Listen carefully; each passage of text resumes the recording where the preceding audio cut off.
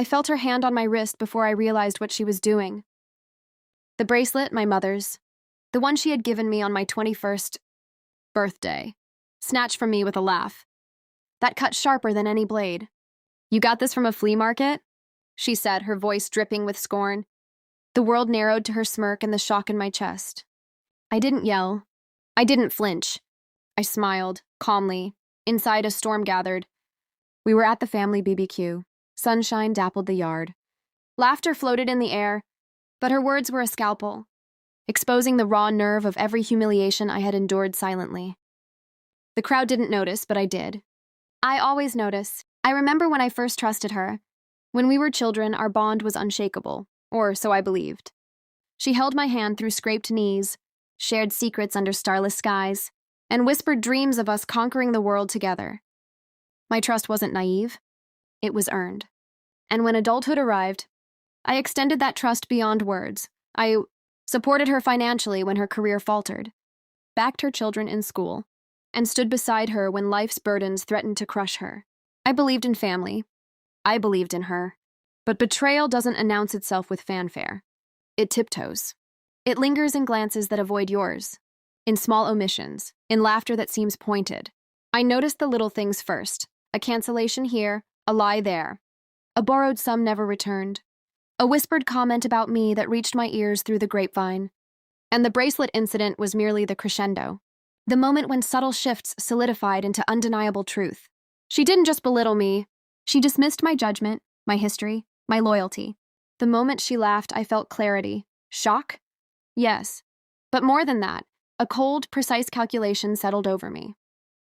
I didn't cry. I didn't plead. I didn't argue. I retreated to quiet corners of thought, mapping every move, every avenue, every weakness.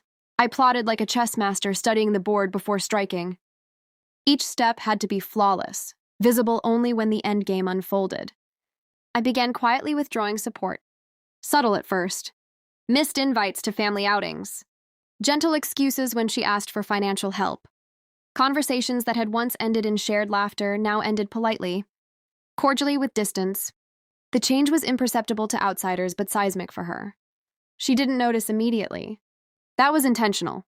Every delay, every pause, every "sorry, I can't" was a stitch in the web I wove. Then I let opportunity strike. A minor investment she depended on went unendorsed. Documents she needed for her children's school applications. Arrived late, strategically, innocuously, enough to sow mild chaos but not suspicion. Friends and relatives began to notice her reliance on me waning. Her frustration mounted, and I observed without moving a muscle. Every sigh, every glance of exasperation, every terse conversation fed the meticulous architecture of her unraveling. The climax arrived as expected. At a family dinner a week later, she cornered me, her eyes gleaming with triumph, or what she thought was triumph. "You've changed," she said, her voice slightly trembling now. I nodded calmly, letting her words settle like dust around us. "Yes," I replied softly. "I realized I don't owe support where respect doesn't exist." Her smirk faltered. Confusion replaced confidence. I watched as she scanned the room for witnesses. Allies, any reassurance, but the energy had shifted. Friends subtly aligned with me. Financial whispers reached ears she didn't suspect. Her children sensed the tension. Her husband was already wary. Every calculated omission, every delayed favor, every carefully measured boundary coalesced into this moment. She realized finally that she was exposed, alone, stripped of the privileges she took for granted. She tried to mask it with sarcasm, with jokes, with mock outrage, but it was too late. The bracelet incident had only been the spark. The fire, controlled, precise, and patient, had been burning quietly, meticulously, in the background. And now it consumed the influence she had once wielded. I walked away that evening, not with rage, not with vindictive joy, but with a profound sense of resolution. My support, financial, emotional, social, was withdrawn permanently. The bond she had once counted on dissolved quietly, but completely. No dramatics, no public shaming, just the silent but unmistakable absence of loyalty she expected unquestioningly. Sitting alone afterward, I felt relief wash over me. It wasn't victory in a flamboyant sense. It was the calm aftermath of justice executed with intelligence, patience, and unwavering precision. I didn't celebrate. I reflected.